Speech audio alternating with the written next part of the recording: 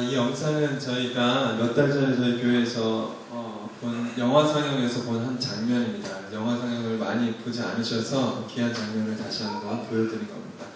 참고로 매달 두 번째 주는 특별한 일이 없으면 영화 상영을 합니다. 그래서 오늘도 영화 상영을 합니다. 제가 영화 선전을 하기 위해서 이 영화를 보여드린 건 아니고요.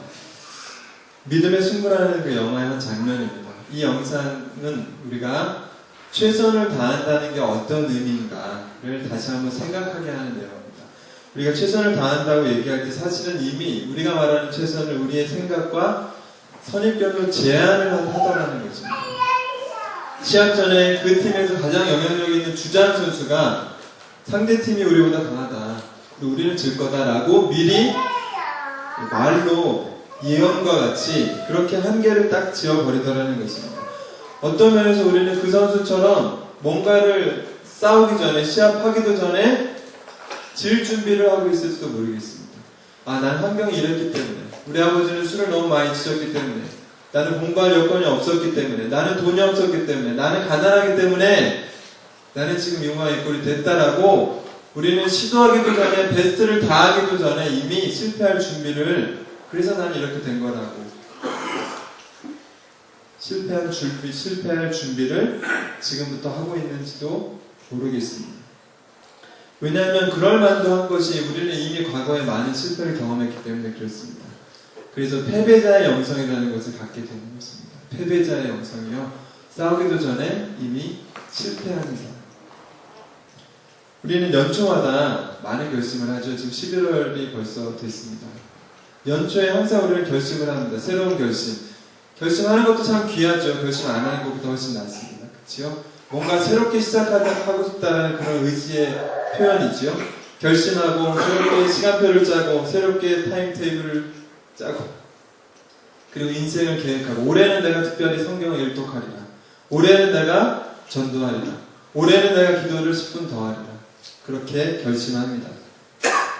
그러나 연초마다 결심했던 것이 얼마나 쉽게 빠르게 무너졌는지 우리는 이미 많은 경험을 통해서 알 수 있죠. 이미 수년 동안, 어떤 분은 수십 년 동안 그런 작은 실패를 경험했습니다. 그래서 이제는 그런 시도조차 안 한다는 거죠. 연말이 됐어도 새해가 다시 밝아온다 할지라도 우리는 아무런 결심조차 하지 않는, 그럴 정도로 우리는 패배자의 영성을 가질 수 있다는 것입니다. 수련회를 가고 또 좋은 귀한 강사분을 저희가 모셔서 말씀을 들었다 할지라도 그때마다 주시는 은혜가 있고 성령의 충만함이 있고 뜨거운 마음의 열정이 있었지만, 그러나 그것도 작심삼일이죠. 그때 했던 거룩한 결정들이 얼마나 쉽게 깨질 수 있는지, 그때 하나님께 드렸던 약속, 사람들과 했던 약속, 그리고 나 자신에게 했던 결심들이 힘겨운 상황 앞에서, 예상하지 못했던 고난 앞에서, 어려움 앞에서 금세 항복하고 마는 자기의 비겁하고 연약한 모습을 이미 수없이 많이 보았죠. 그렇기 때문에 이제는 뭔가 결심을 한다는 것, 그리고 약속을 한다는 것, 그리고 새로운 도전을 한다는 것이 자기를 기만하는 것 같은 느낌이 들면서 두려워지는 것이고, 이렇게 살다 죽는 거지. 그런 마음으로 혹시 새생명 축제를 생각하시는 분이 혹시 계실 수도 있을 것 같습니다. 축제는 벌어졌고, 축제는 이미 선포됐고, 모두가 축제를 위해서 준비할 때 나는 우리가 하나님의 거룩한 주인 편에서 축제를 준비하는 거룩한 종들로 부름을 받았음에도 불구하고 나는 축제와 아무 상관이 없는, 버림받은 나만의 안전지대에 숨어있는, 그래서 거기는 도전도 없고 사랑도 없고 그래서 의미도 없는 그런 그리스도인의 삶을 살 수 있다. 그런데 이 야성, 그리스도인의 이 야성이 우리 안에 살아있기 때문에 그것을 또 채우고 싶어하는 하죠. 그렇기 때문에 우리는 실패자의 영성뿐만이 아니라 구경꾼의 영성이 발달합니다. 그래서 내가 하지 못하는 것을 저 사람이 하는 것, 그리고 누군가의 뛰어난 기적적인 간증을 듣기 좋아하죠. 특별한 은혜의 집회를 구경 가기 좋아합니다. 그래서 내가 하지 못하는 그런 특별한 것을 하는 사람들의 모습을 보면서 대리만족을 합니다. 아마도 그런 생각 때문에, 현대인의 그런 어떤 구경꾼적인 마인드 때문에 TV 매체가 더 활발하게 박수를 받고 있는지 모르겠습니다.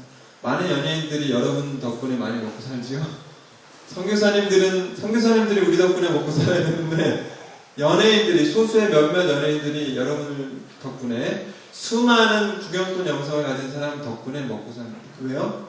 우리가 하지 못하는 걸 그 사람들이 하고, 그 사람들이 하면서 자기네들이 그 스릴을 만끽하면서 돈도 벌고, 우리는 그냥 가만히 TV에 앉아서 위험 부담감 없는 대신에 승리자의 감격도 없는 거죠.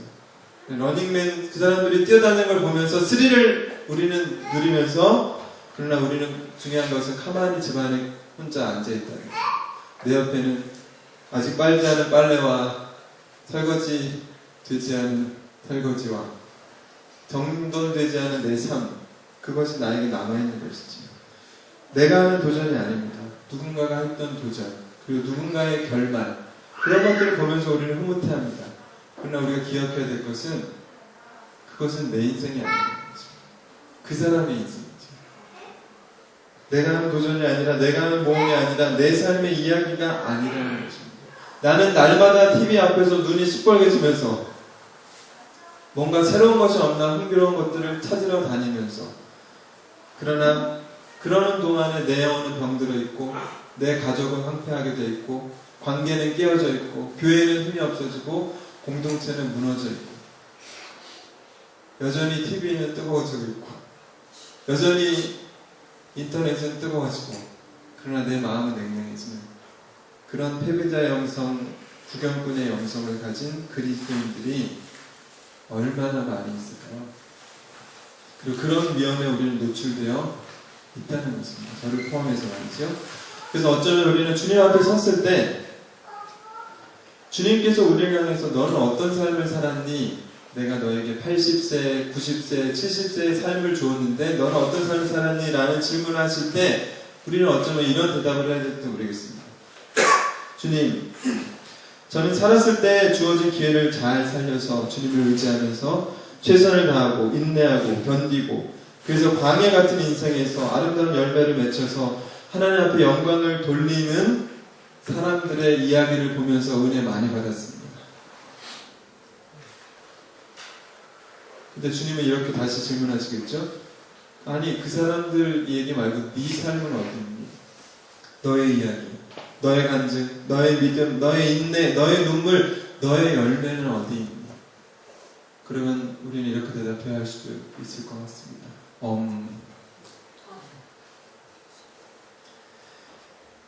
한국 사람들은 자기 자녀를 사랑하는, 그리고 자녀나 손주들한테 아유 똥강아지들, 아유 이쁜 내 새끼, 똥강아지 이렇게 얘기하죠. 근데 유대인들은 좀 다르게 얘기를 합니다. 자기 자녀를 향해서, 거기 말씀 구절 맨 마지막에 보면 사진이 하나 나왔는데요. 시간 되시면 한번 보여주시면 좋겠는데, 자기 자녀를 향해서 사브라라는 단어를 씁니다. 사브라, 그게 뭐 속옷 이름이 아닙니다. 사브라라는 것은 광야에서 피는 선인장의 꽃의 열매를 가리키는 말입니다. 사브라. 그래서 겉보기에는 가시가 많고 딱딱해 보이지만 속에는 아주 단맛이 나는 붉은색을 띤 선인장 꽃의 열매를 사브라라고 합니다. 그래서 유대인들은 자기 자녀를 향해서 어렸을 때부터 사브라, 사브라. 그 말은 무슨 의미를 갖고 있을까요? 땡볕이 하루 종일 내리쬐는 그 사막의 악조건을 견디면서 꽃을 피우고 열매를 맺는 그런 인생이 되라. 역경을 이기고 강인하게 견뎌서 살아남아라. 그렇게 자녀를 축복하면서 사브라라고 부르는 것입니다. 우리 익숙하지 않지만 옆에 계신 분한테 한번 얘기해 볼까요? 사브라. 옐고브 사브라. 네.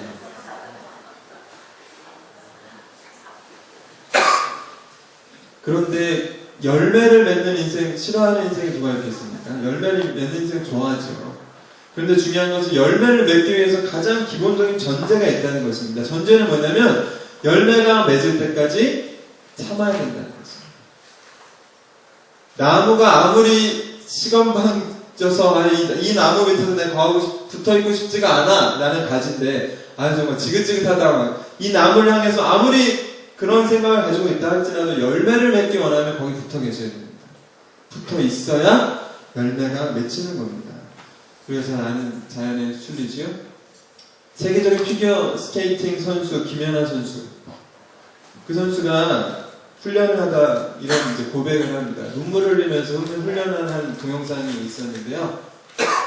계속 턴을 하는데 계속 넘어지는 거예요. 그래서 넘어질 때마다 다시 일어나고 눈물을 흘리면서 하는 얘기입니다. 김연아 선수의 고백입니다. 난 훈련을 하다 보면 늘 한계가 온다. 어느 땐 근육이 터져버릴 것 같고, 어느 땐 숨이 목 끝까지 차오르고, 어느 땐 주저앉고 싶은 순간이 다가온다. 이런 순간이 오면 가슴속에 무언가 말을 건다. 이만하면 됐어. 충분해. 다음에 하자. 이런 유혹에 포기하고 싶을 때가 있다. 하지만 이때 포기한다면 안 한 것과 다를 게 없다. 99도까지 온도를 열심히 올려놓아도 1도를 더 올리지 못한다면 물을 끓지 않는다.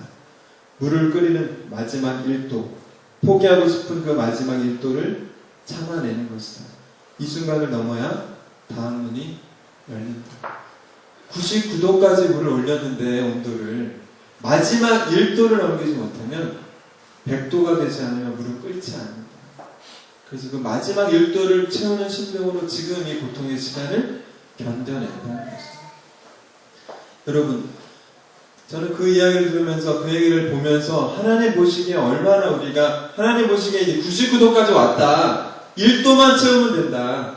근데 99도 앞에서 하나님 너무 피곤해요. 피곤해 죽겠네 아주. 아브라함이 100세가 되면 하나님이 약속의 자녀를 이삭을 주실 텐데 99세 때 아브라함이 만약에 하나님 저 무슨 열국의 아비구 자시고 그런 거 필요 없습니다. 그냥 교회 열심히 다닐게요. 그냥 헌금 열심히 하고 교회 열심히 다닐게요. 저한테 그런 얘기 하지 마시고 믿음의 조상 그런 얘기 하지 마시고 저 그냥 열심히 교회 다니겠습니다. 그리고 저는 그냥 그런 거 포기할게요. 자식 같은 거 기대 안 하겠습니다. 제 종으로 그냥 만족하겠습니다. 그랬다면, 그리고 믿음의 자리를 떠났다면, 아브라함은 지금 우리가 알고 있었던 그 아브라함은 될 수 없었을 것이고, 100세 때 이삭이라는 하나님의 놀라운 기적을 경험하지 못했을 것입니다. 얼마나 많은 경우에 하나님 보시기에 이제 1도만 더 되면 되는데 99도 되고 나서 포기했던 경험들이 많이 있을까요? 또 그런 우리의 모습을 보면서 하나님은 얼마나 안타까워하실까요? 그도 이해가 되는 것이 사실은 신앙인으로서 이 시대를 살아가는 것이 그렇게 쉽지 않습니다. 여러분 동의하십니까? 많은 사람들이 북한 사람들이 불쌍하다고 하고 저 불쌍한 사람들 쯧쯧 차면서 그들을 위해서 기도해야 한다고 하고 많이 얘기를 하지만 대표 기도들도 항상 북한을 놓고 기도하지만 근데 여러분 그거 아십니까? 제가 만난 몇몇 북한 사람들이 있습니다. 중국에서 만난 사람들도 있고 아니면 간접적으로 들었던 그런 어떤 영상이나 어떤 간접을 들어봤을 때 공통적인 것은 북한에 있는 성도들이 남한 성도들을 위해서 뜨겁게 기도하더라는 것입니다. 그리고 불쌍히 여긴다는 것입니다. 왜 그럴까요? 여러분 전도를 한번 해보려고 마음먹어 보신 분이 계시다면 이 전도가 얼마나 한국 사회에서 쉽지 않은지를 아실 겁니다. 한 사람을 변화시키는 게 얼마나 어려운 일인지 해본 사람은 압니다. 그게 무슨 말이냐면 지금 우리는 한국에 신앙의 자유가 있다고 하지만 기독교인으로서 한국 사회를 온전히 올곧게 살아간다는 것이 쉽지 않다는 것입니다. 공격을 받기 마련입니다. 모든 종교는 다 통합돼도 기독교만큼은 욕을 하죠. 종교다원주의 아주 기본적인 원리는 모든 종교의 자유를 인정하자는 건데 기독교의 자유만큼 인정하지 않습니다. 기독교의 진리가 원래 그런 건데 원래 그런 진리를 인정하지 않습니다. 여러분 신앙인으로서 우리는 신앙생활을 제대로 하려면 참기 어려운 점들이 너무 많은 것을 우리는 경험합니다. 그래서 저도 차에다가 무슨 종교적인 거 하나도 안 붙였습니다. 그래서 입투스 이렇게 십자가를 붙인다든지 물고기를 붙인다든지 교회 이름을 붙인다든지 굉장히 용감하신 거예요. 저는 그런 거 안 붙였습니다. 왜요? 제가 주님의 영광을 드러내기는커녕 영광을 가릴까봐 소극적인 태도죠. 그렇게 칭찬받아 마땅한 태도는 아니지만 그렇게 쉽지 않죠. 그러니까 참 어려운 것 중에 하나는 무엇보다 내 삶이 별로 변화되지 않는 것처럼 보이는 게 참 답답합니다.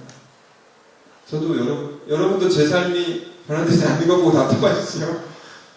여러분의 삶을 한번 보시면서 좀처럼 아무리 은혜 받고 아무리 말씀 듣고 아무리 기도하는 것처럼 물론 아무리라는 말을 쓸 정도로 열심히 해본 적은 없지만 그래도 열심히 나름대로 한다 하는데도 변화되지 않는 내 신앙 참 답답하지요. 주님 언제까지 이 모양 이 꼴로 살아야 됩니까 주님? 그리고 그것에 더 무거운 짐이 되는 것은 내가 기도하고 있는 다른 사람이 변화되지 않는 것이. 어떤 사람을 품고 기도했는데 5년, 10년이 됐는데도 변화되지 않는 모습. 어거스틴이라는 사람, 방탕한 그 아들을 위해서 어머니 모니카는 30년 동안 기도했다 그랬죠? 30년입니다. 말이 30년이지요. 30년 동안 애끓는 마음으로 아들을 위해서 기도하는 어머니의 마음을 생각해 보십시오. 너무너무 쉽지 않는 것입니다. 열심히 하지만 열매가 없는 사역을 보는 것도 참 힘든 일입니다. 그리고 응답이 더딘 기도의 제목을 기다리는 것도 참 지치는 거죠. 그러면서 우리는 하나님에 대한 회의감까지 들 때가 있습니다. 하나님 정말 살아계실까? 하나님 정말 바쁘셔서 내 기도 같은 건 안 들어주고 계시는 건 아닐까? 아니면 내가 너무 지은 죄가 많아서 하나님 내 기도 같은 거 안 들으시는 걸까? 불의가 기승을 부리는 세상, 하나님이 아닌 사람이 그리고 세상에 있는 자가 기득권을 가진 자가 지배하는 것 같은 그런 세상을 볼 때도 짜증이 나면서 그런 불의한 세상을 바르게 해달라고 기도하는 그 모든 기도가 굉장히 무의미하게 들리겠죠. 믿음 생활을 조롱하는 사람들, 악이 대세이고 이긴 것 같은 그런 세상의 모습, 그런 모습을 보면서 우리는 절망감에 빠질 수 있고 패배감에 빠질 수 있고 외로움 느낄 수 있습니다. 어떻게 보면 그런 걸 느끼는 것이 정상입니다. 오히려 그런 것이 힘들기 때문에 어떤 사람들은 완전히 종교적으로 그냥 살짝 한눈을 감고 신앙생활하는 사람들이 있습니다. 종교는 아편이라고 얘기했죠. 종교는 아편과 같은 그런 역할을 한다고. 마치 그런 것처럼 세상에 바로 이런 모습이 있는데 하나님을 알았기 때문에 이 세상의 부조리와 여러 가지 악한 모습과 힘겨운 모습들을 보고 어려움들을 보고 그것을 보고 눈물을 흘리는 예루살렘을 향해서 눈물을 흘리시는 예수 그리스도의 마음이 내 안에 들어와서 힘겨운 것들이 있는데도 불구하고 그냥 나만 좋고 할렐루야 하면서 즐겁게 찬송하고 기쁨으로 찬송하면서 그렇게 하지 말라는 얘기가 아니라 그러면서 세상의 모든 지금 현실을 부인하고 마치 나 혼자 구름 위에 떠 있는 것처럼 그렇게 신앙생활하는 것도 어떻게 보면 극단으로 치닫는 것이죠. 사도 바울은 내게 있는 것이 족하다라고 내 은혜가 좋겠다라고 하나님의 말씀을 듣고 어떤 상황에서도 자기가 처할 수 있는 일체 비결을 배웠다고 얘기했던 그 사도 바울도 주 안에서 기뻐하라고 감옥에서조차 얘기했던 그 사도 바울도 자기 동족이 구원받는 것을 얘기할 때는 눈물로 슬픔으로 마음속에 있는 근심을 토로하는 것을 보게 됩니다. 모세가 이스라엘 백성들을 향해서 간절하게 중보하며 기도했던 것처럼 여러분 믿음 좋다고 고통스러운 마음이 없어지는 거 아니죠. 믿음 좋다고 외로움이 없어지는 거 아닙니다. 믿음이 아무리 좋아도요 살다 보면 외로움도 있고 고통도 있고 슬픔도 있고 눈물도 있고 통곡도 있습니다. 그게 만약 없다고 한다면 예수 믿으면 너무너무 행복해요 하면서 그 행복이라는 단어에 그 모든 것을 싸잡아서 아무것도 없는 것처럼 그렇게 얘기한다면 그거는 정말 사기에 가까운 얘기일 것입니다. 주님께서는 그렇게 말씀하지 않으셨습니다. 너희가 나를 믿으면 즐겁고 행복할 거다가 아니라 인자는 머리 둘 것도 없다는 걸 말씀하십니다. 그리고 나를 믿는 자는 핍박을 받을 거라고 말씀하셨습니다. 그것이 쉽지 않기 때문에 우리는 너무너무 힘들어서 그 모든 것을 포기하고 싶은 유혹에 하루에도 수십 번 사로잡힐 수 있고 죄송하지만 어떤 분들은 이미 사로잡혔기 때문에 더 이상 그런 느낌이 듣지 않을 수도 있습니다. 여러분 만약 그리스도인의 삶의 정수가 그리스도인에게서 가장 중요한 것이 여러분 뭐라고 생각하십니까? 성공이요? 행복이요? 얼마나 이 세상에서 성공했냐 얼마나 잘 살았냐 얼마나 부자 됐냐가 정말 관건이라면 그리스도인으로서 우리는 무슨 수를 써서라도 부자 되려고 노력해야 될 겁니다. 몸부림을 쳐서라도 성공하려고 노력해야 될 겁니다. 무슨 속임수를 써서라도 그렇게 해야 될 겁니다. 그러나 그리스도인의 정수가 정말 그건가요? 주님께서 우리에게 그렇게 말씀하시던가요? 그리스도인의 정수는 이런 거 아닙니까? 얼마나 하나님을 기쁘시게 했는가? 내가 하나님의 뜻대로 얼마나 그렇게 살려고 몸부림쳤는가? 내가 얼마나 하나님의 말씀에 착하고 충성된 종으로서 신실하게 그렇게 살았는가? 살려고 노력했는가? 그것이 그리스도인의 삶의 정수가 아니겠습니까? 만약 그렇다면 그렇게 되기 위해서 기본적으로 가져야 될 삶의 태도는 인내라는 것입니다. 인내라는 것이 없이는 그리스도인의 삶으로서 온전한 삶을 살 수가 없습니다. 그리고 고린도전서에 보면은 그리스도인의 삶에 항상 있을 것이 세 가지라 그랬는데 믿음과 사랑과 소망이라 그랬습니다. 믿음과 소망과 사랑. 근데 이 세 가지 덕목을 자세히 살펴보면 다 인내와 연결되는 겁니다. 믿음이요? 보이는 거 믿는 거 아니죠. 보이지 않는 하나님을 믿는 겁니다. 보이지 않는 하나님을 믿는 거기 때문에 인내가 필요한 것입니다. 믿음은 바라는 것들의 실상이에요. 보지 못하는 것들의 증거니 보이지 않는 하나님을 믿기 때문에 기다려야 되고 인내해야 되는 것이죠. 소망이요? 소망도 마찬가지죠. 보는 것을 누가 소망합니까? 보이지 않는 것을 소망하는 거죠. 그렇기 때문에 기다림이라는 덕목이 필요한 것입니다. 사랑이요? 고린도전서 13장에 사랑은 오래 참고, 참을성이 없으면 사랑은 하기가 어렵다는 것입니다. 여러분, 오늘 본문 말씀 1절에 야고보 사도는 이런 말씀으로 시작합니다. 흩어져 있는 12지파에게 문안한다. 여러분, 12지파는 교회를 지금 의미하는 단어입니다. 12지파요. 그럼 흩어져 있는 12지파, 왜 교회가 흩어져 있을까요? 왜 지금 흩어져 있는 교회에게 문안하고 있습니까? 교회는 왜 흩어졌습니까? 그 당시에 핍박과 환난과 공격을 받았기 때문에 교회는 지금 흩어져 있는 것입니다. 지금 야고보 사도는 이미 예수님 때문에 신앙 때문에 불과 같은 시련을 겪고 있는 그런 사람들에게 지금 말씀을 하고 있는 것입니다. 뭐라고 말씀하시는가? 너희가 여러 가지 시험과 시련을 만나면 왜 나한테 이런 일이 생겼냐라고 생각하지 말고 기도 열심히 했는데 왜 나한테 이런 일이 헌금 열심히 냈는데 예배 열심히 참석했는데 왜 나한테 이런 일이 라고 생각하지 말고 시험과 시련을 만날 때 오히려 기쁘게 해야 돼요. 이거는 자연적인 본성과 반대되는 얘기를 하고 있는 겁니다. 왜 기쁘게 해야 됩니까? 왜냐하면 그 시련과 시험 속에서 바로 인내가 길러지는 것이고 그 인내의 시간을 잘 거치게 되면 거기에 반드시 열매가 있기 때문에 그렇다는 것입니다. 그러니까 열매가 있으려면 인내가 있어야 되고 인내가 만들어지는 것은 시련과 시험이라는 컨디션에서만 인내가 만들어지기 때문에 너희는 기뻐하라는 것입니다. 여러분 많이 힘드십니까? 40일 새벽기도 저도 다 참석 못하는데 좀 위로가 되시나요? 40일 새벽기도 하는 거 쉽지 않죠. 물론 안 해보신 분들은 쉽지 않죠. 안 했으니까. 하신 분들은 쉽지 않습니다. 그렇죠? 안 해보신 분들은 쉽겠죠. 하신 분들은 쉽지 않습니다. 그러나 여러분 삶에 시련이 있습니까? 환난이 있으십니까? 어려움이 있으십니까? 오히려 기뻐하라. 왜? 그 속에서 인내가 길러지고 그 인내의 과정만 통과하면 100도씨만 되면 거기 반드시 열매가 있다는 거죠. 믿으십니까? 어른이나 어린아이나 영적으로 성숙하지 못한 사람들의 특징은 뭐냐면 다 못 참는다는 거죠. 못 참아요. 어떤 사람이 이런 기도를 했다 그러죠. 주여 인내를 주시옵소서. 근데 지금 당장 주시옵소서. 인내를 기도하는데도 지금 당장 달라는 것입니다. 그럼 하나님이 인내를 주시려고 하면 지금 당장 안 주시겠죠. 당장 주시면 인내라는 게 길러지지가 않잖아요. 인내를 주려면 좀 기다렸다 주시겠죠. 어떤 식당 주인이 하는 얘기가 한국 사람들은 참 주문하자마자 음식 달라고 한다는 거예요. 주문하자마자 왜 음식 안 나오냐고.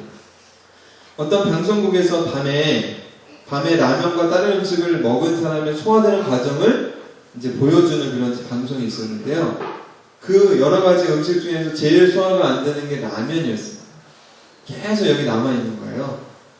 근데 참 아이러니한 게 뭐냐면 빨리 만들어서 먹는 게 제일 늦게 소화가 되더라 나중에는 살이 되더라.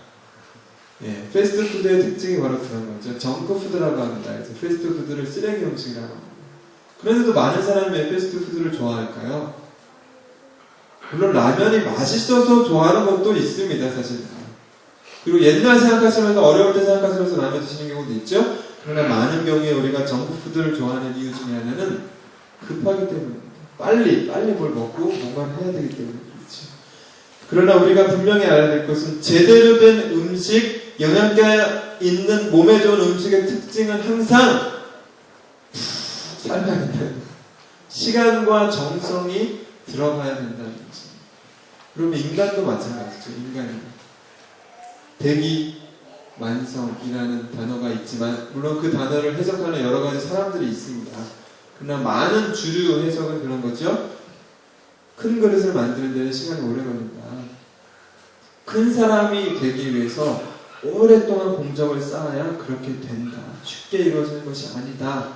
라는 의미로 많이 해석을 합니다. 그렇다고 여러분 뭐 젊은 사역자라고 하면 아직 젊으니까 무시하라는 얘기가 아니라 예수님도 33살이셨죠? 저는 예수님보다 좀 나이가 굉장히 많은 42살이나 됩니다. 그러니까 무시하지 마시고요. 제가 20대처럼 보여도 이래봬도 40대입니다. 얼굴에 책임져야 될 나이고 또 딸이 셋이나 있고 한 집안의 가장인데요. 그럼에도 불구하고 아직 젊죠. 그래서 젊어서 너무 힘듭니다. 10%밖에 어리기 때문에 인격도 안 되고 신앙도 안 되는 것이 사역자라고 앞에서 말씀을 전해야 된다는 게 얼마나 쉽지 않은 것인지 여러분 모르실 거예요. 그러니까 불쌍히 여기셔야 됩니다. 젊은 사역자들은 불쌍히 여기셔야 돼요.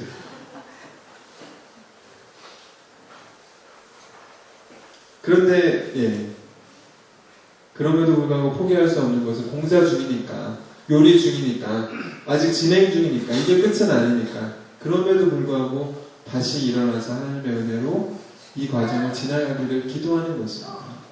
우리 옆에 계신 분들한테 이렇게 한번 좀 축복해 주실래요?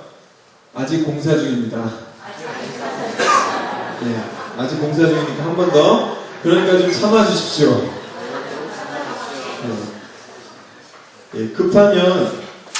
급하게 뭔가를 하다 보면 사실 깊은 것이 나올 수가 없습니다.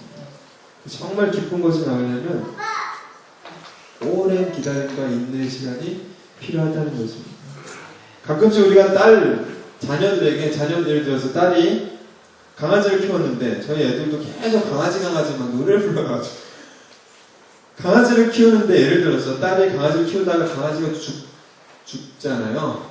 그럼 너무너무 슬퍼하는 딸의 모습을 보고 있는 부모님이 얼마나 오죽하겠어요. 그러니까 아버지가 그래 강아지 해피 죽었는데 내가 다른 해피 하나 더 사줄게. 울지마 그러면서 그 다음날 또 다른 종류의 해피를 데리고 와가지고 야 해피 그러니까 빨리 해피해라. 우리는 자꾸 뭔가 슬픔의 시간을 기다리지 못하고 빨리 막 대체물을 만들어내는 거예요. 여러분 누군가 시련을 당하고 뭔가 상실감을 느꼈을 때는 그 상실감을 우리 안에서 잘 통과시켜야 됩니다. 여러분 해피가 죽었는데 또 다른 똑같은 개 데리고 왔다고 갑자기 해피했습니까? 그럼 이상한 사람을 만드는 겁니다. 여러분 누군가를 잃어버렸으면 슬픔이라는 감정이 남아있는 게 당연하고 그 슬픔이라는 감정을 마음속에 새기면서 그것이 어느 정도 3살이 돋을 때까지 기다려서 그래서 또 다른 누군가를 맞이해야지. 이런 감정은 불필요한 거니까 또 다른 대체물을 만들어내라? 그게 바로 사람을 이상하게 만드는 것입니다. 무슨 얘기입니까? 하나님은 외로움이 필요할 때 우리에게 외로움을 주시고요. 그리고 슬픔의 시간에는 우리에게 슬픔의 시간을 허락하신다는 것입니다. 왜냐하면 외로움의 시간에 슬픔의 시간에 기다림의 시간에서만 자랄 수 있는 신앙의 인격과 그리고 열매가 있기 때문에 그렇습니다. 그런 시험과 믿음의 시련을 통해서 하나님 우리를 온전하게 아름답게 비춰가시는 겁니다. 그 공부하는 학생들 있죠? 학생들 공부하시죠? 공부 포기 안 했죠? 여러분 공부 잘하는 학생 비결 한 가지 알려드릴게요. 여러분 다 아시는 건데 공부 잘하는 학생의 비결은 공부는 머리로 하는 게 아니라는 얘기가 많이 있습니다. 공부는 머리로 하는 게 아니라 공부는 뭘로 한다? 엉덩이로 한다. 그 말은 뭐냐면, 나도 쟤처럼 롯데월드 가서 뛰어놀고 싶고, 나도 게임하고 싶고, 나도 TV 보고 싶고, 드라마 보고 싶고, 미드까지 섭렵하고 싶고, 그리고 나도 남들처럼 빈둥빈둥 놀고 싶다. 그러나 그럼에도 불구하고 잠시 후에 이 영광을 위해서 지금 이 순간을 인내함으로 참고 엉덩이를 의자에 붙여놓고 집중해서 공부를 하는 겁니다. 그때 초등학교, 중학교 때부터 고등학교 요 6년, 그 5, 6년 동안 여러분이 얼마나 눈물로 씨를 뿌리고 엉덩이를 의자에다 붙여놨냐에 따라서 사실은 그 이후에 40년이 좌우되는 겁니다. 공부는 뭐로 한다고요? 엉덩이로 하는 거예요. 인내로 하는 거예요. 거기서도 자기 부인이 필요하다는 것이죠. 그러나 그럼에도 불구하고 우리는 이런 얘기를 들으면 힘이 빠지죠. 왜냐하면 우리가 잘 인내할 수 있었으면 여태까지 인내했지. 우리가 계속 무너진 이유는 우리 때문에 무너진 건데, 내 안에 없는 걸 자꾸 하라 그러니까 스트레스를 받죠. 근데 갈라디아서 5장 22절에 보면 인내가 성령의 열매로 나와 있습니다. 그 말은 뭐냐면 성령께서 우리를 온전히 지배하실 때 저절로 맺는 열매 중에 하나가 인내라는 것입니다. 그러니까 우리가 몸부림치는 데는 한계가 있다는 것입니다. 근데 인내의 왕이시니까 하나님께서 우리를 딱 지배하시게 되면, 온전히 충만히 다스리시게 되면 그때 정말 인내라는 게 생긴다는 것입니다. 여러분, 하나님은 얼마나 인내를 잘하시는지 아십니까? 여러분 지금 설교를 듣는데 굉장히 인내하시죠? 네. 이럴 때 안면하시면 상처. 근데 하나님은 우리를 보시면서 얼마나 인내하실까요? 여러분의 그 연약하고 불완전한 그 잣대를 가지고 사람을 볼 때도 견딜 수 없을 때가 있죠. 어우, 저런 인간으로서 저럴 수가 있냐 막 이러면서 막 뚜껑 열리면서 막 힘들어 하시잖아요. 그럼 가장 거룩하시고 공의로운 기준을 가진 그 하나님께서 우리의 삶을 보실 때 얼마나 인내하실까요? 많은 사람들이 이렇게 얘기합니다. 하나님이 살아계셨다면 왜 세상이 이렇게 악하냐? 성경은 이렇게 얘기하죠. 이렇게 악한데도 하나님은 지금 꼭 참고 계시다. 왜? 바로 당신이 회개할 때까지 하나님을 기다리고 계십니다. 한 사람이라도 더 구원받게 하시기 위해서 하나님은 지금 꼭 참고 계시다는 것입니다. 그런 인내의 하나님께서 우리를 지배하시게 되면 우리도 그 하나님의 성품이 들어와서 인내 열매를 맺을 수 있다는 것입니다. 그렇기 때문에 오늘 본문 말씀에 하나님께서는 5절에 뭐라고 말씀하시는가? 5절 말씀 같이 5절 말씀 읽어볼까요? 시작. 너희 중에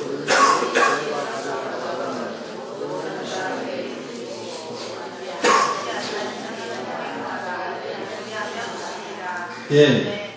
여기서 지혜라는 얘기는 여기 단순히 공부할 때만 필요한 구절이 아닙니다. 야고보서에서의 지혜라는 것은요, 야고보서 3장 17절에 보시면 오직 위로부터 난 지혜는 성결하고 화평하고 관용하고 양순하고 긍휼과 선한 열매가 가득한 것이다. 여기서 지혜라는 것은 그리스도인으로서 살아갈 때 필요한 모든 덕목이 여기 포함되어 있는 것입니다. 그게 부족하다고 느끼냐? 그러면 하나님께 구하라고 말씀하시지 않고 후히 주시고 꾸짖지 아니하신 하나님께 구하라고 말씀하십니다. 이 말은 뭐냐면 하나님은 지금 준비되어 있다는 겁니다.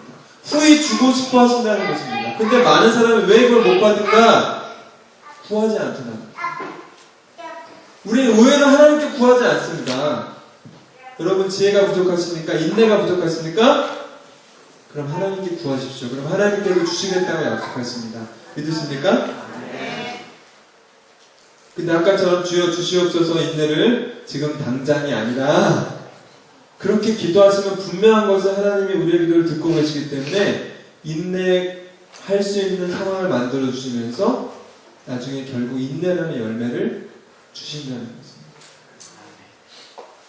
그래서 그 하나님의 살아계심을 우리가 믿는다면, 하나님은 우리 기도를 듣고 계신다는 것을 믿는다면 믿는 자는 구하더라는 것입니다. 제가 마지막으로 한 가지 말씀을 이야기를 들려드리려고 하는데요. 지난번에 금요일날 한번 말씀드렸던 건데요. 제가 필리핀에서 살 때 굉장히 큰 일을 당한 적이 있어요. 그 중에 한 번은 어떤 이야기냐면 저희가 사는 아파트에 불이 났습니다. 여러분 인생에 여러분이 사는 건물에 불이 나본 적 있어요? 그렇게 흔한 일은 아니죠. 근데 이게 굉장히 제 가슴을 철포덕 내려앉는 그런 굉장히 큰 일이었거든요. 뭐냐면요, 수예배를 가려고, 그 당시에는 여러분 용서하시고 들어주셨으면 좋겠는데, 선교사님이나 목회자들이나 필리핀의 어떤 지리적인 특성 때문에, 문화적인 특성 때문에 그 가정에 대부분 헬퍼들이 있습니다. 돕는 사람들이 있어요. 저렴한 가격에 돕는 이들이 있습니다. 필리핀 사람이요. 그래서 필리핀 사람들의 어떤 필리핀 사람들을 후원하는 마음으로 일부러 그런 사람들을 많이 두는 사람들도 있어요. 근데 어쨌든 저희 집에도 헬퍼가 있었습니다. 얼마나 충성스러운 헬퍼인지, 제가 수요예배를 드리려고 이렇게 나오는데, 그때 저희에게는 딸이 둘이 있었어요. 지금 셋인데 그때는 둘이었습니다. 근데 저희 집이 7층에 있었습니다.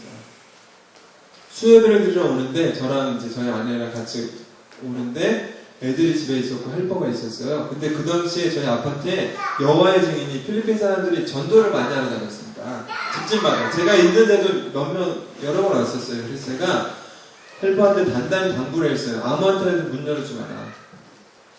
누가 뭐 해도 열어주지 마라. 그리고 당부를 하고 갔습니다. 근데 이제 끝나고 예배를 끝나고 돌아오는데, 차를 이제 운전하고 돌아오는데 바로 이제 여기 앞에 우리 아파트 건물이 있는 겁니다. 근데 그날따라 차가 굉장히 막히는 거예요. 그래서 알고 봤더니 소방차가 왔다 갔다 하고, 보니까 검은 연기가 막 나고, 그래서 어디서 저런 연기가 나나 가까이 가서 봤더니 우리 아파트에서 나는 거야. 그게 우리 아파트에서 난다는 그걸 딱 깨닫는 순간에 제 마음이 얼마나 심장이 막 진짜 쿵쿵쿵쿵 하면서 뛰는 거예요. 근데 차가 막혀서 움직일 수가 없는 거예요. 마음이 막 얼마나 급했는지 제가 자기가 운전해 그러면서 제가 뛰어내려가지고 엄청 뛰어가지고 7층인데 단순하게 올라갔습니다. 올라가가지고 복도를 딱 뛰어가지고 문을 막 부술듯이 막 문을 두드렸습니다. 결론부터 얘기하면 큰 일은 없었습니다. 아무도 다친 사람 없었어요. 근데 중요한 거는 아무리 두들겨도 문을 안 여는 거예요, 헬퍼가. 그래서 제가 지나칠 만큼 길게 오랫동안 문을 두드렸어요, 계속. 그래서 결국 문을 열었습니다. 그래서 물어봤어요. 이상 없냐? 이상 없다. 이상 없다니까 제가 제정신이 돌아오잖아요? 그래서 이제 질문했죠. 아니, 근데 왜 이렇게 오랫동안 문을 안 열어? 그래서 제가 약간 기분이 나빠가지고, 화가 나가지고, 왜 문을 안 열어? 그랬더니 이 헬퍼가 아무한테도 문 열어주지 말라고 그랬잖아. 그리고 정말 신성스러운 사람이구나 그 알았는데, 근데 제가 오기 전에 불이 났을 때쯤에 누가 와서 문을 막 두드렸대요. 문을 막 두들겼는데 그때도 문을 안 열었대요. 그 사람은 왜 두들겼을까요? 아마 불이 났으니까 뭐 피해나 뭐 이런 얘기 하려고 두드렸던 것 같아요. 근데 막 두들겼는데 안 열어줬대요. 근데 그 사람이 좀 두들기다가 그냥 가버렸대요. 여러분, 그 사람은 왜 갔을까요? 그 사람이 두들기다가 왜 갔을까요? 저는 두들기다가 안 갔거든요. 저는 계속 두들겼거든요. 무슨 차이가 있습니까? 그 사람은 속 안에 아무도 없다라고 생각한 겁니다. 한참 두들기다가 아무도 없나 보다. 근데 저는 아무도 없나 보다라고 생각하지 않고 거기 있는 걸 알았기 때문에 계속 두드린 겁니다. 계속요. 그리고 나중에 그 사건을 하나님께서 다시 해석하게 해주실 때 기도해라는 것을 알려주시는 거예요. 기도를. 왜 많은 사람이 그냥 두드리다가 가는지 아냐? 많은 사람이 두드린다. 근데 대부분의 사람들이 두드리다 그냥 가. 왜? 거기 아무도 없다고 생각합니다. 두드리다가 자기가 생각하는 시간 내에 응답이 안 왔으면 아무도 없나 보다 그러고 포기한다는 거예요. 그래서 문이 열리지 않는다는 거죠. 그러나 저는 열릴 때까지 두드렸거든요. 여러분 많이 기도하실 겁니다. 그럼 어떤 사람은 시험 삼아 기도한 사람이 있습니다. 기도 한번 해보자. 시험 삼아 두드린 사람이 있습니다. 그러나 열리지 않습니다. 왜요? 여러분, 기도 응답받는 한 가지 비결을 알려드릴게요. 기도 응답받는 비결을 알려드릴게요. 그게 뭔지 아십니까? 응답하실 때까지 기도하는 겁니다. 응답하실 때까지 기도하는 거예요. 예스라고 하시든지 노라고 하시든지 기다리라고 하시든지, 아니면 나는 너희 기도를 안 듣는다, 먼저 회개해라 라고 하시든지 응답을 주실 때까지 기도하시면 응답 받는 겁니다.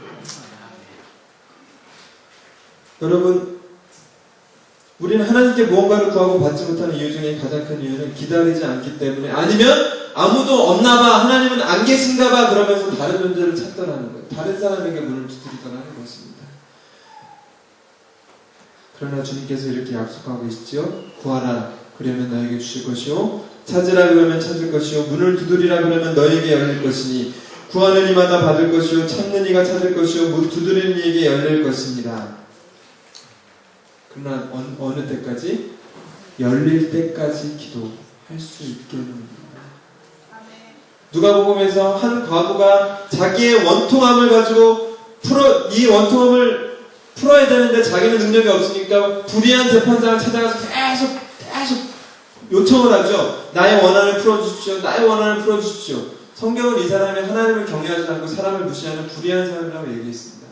그 여자도 그거 알고 있었습니다. 근데 왜 계속 찾아가서 요청했을까요?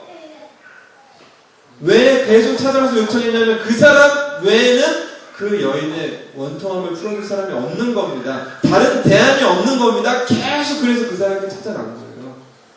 그러니까 그 불의한 사람도 결국 지겨워 죽겠다 그러면서 들어주지 않습니까? 그러면서 예수님이 구하는 자에게 하나님께서 응답하시지 않겠냐, 속히 응답하시리라 그러면서 그러나 인자가 올 때에 이 세상에서 믿음이 있는 자를 보겠느냐, 그게 무슨 의미일까요? 속히 응답 주실 거다. 그러나 인자가 올 때까지 믿음으로 계속 두드리는 사람을 보겠냐는 것입니다. 여러분, 기도하실 때 성령을 부어주실 때까지 하나님을 기다리는 자, 그리고 하나님 외에는 다른 대안을 두지 않고 간절히 바라는 자, 그리고 주실 때까지 참는 그런 자에게 하나님은 아름다운 열매를 주실 뿐더러 그러는 과정에서 우리 안에 정말 고귀한 인내라는 성품이 만들어지더라는 것입니다. 여러분, 그런 복된 열매를 맛보심으로써 여러분도 기쁘고 다른 사람도 그 열매를 맛보게 하고 또 하나님 앞에 영광을 올려드리는 저와 여러분 되시기를 주님의 이름으로 축원합니다. 같이 주신 말씀을 생각하시면서 같이 기도할까요?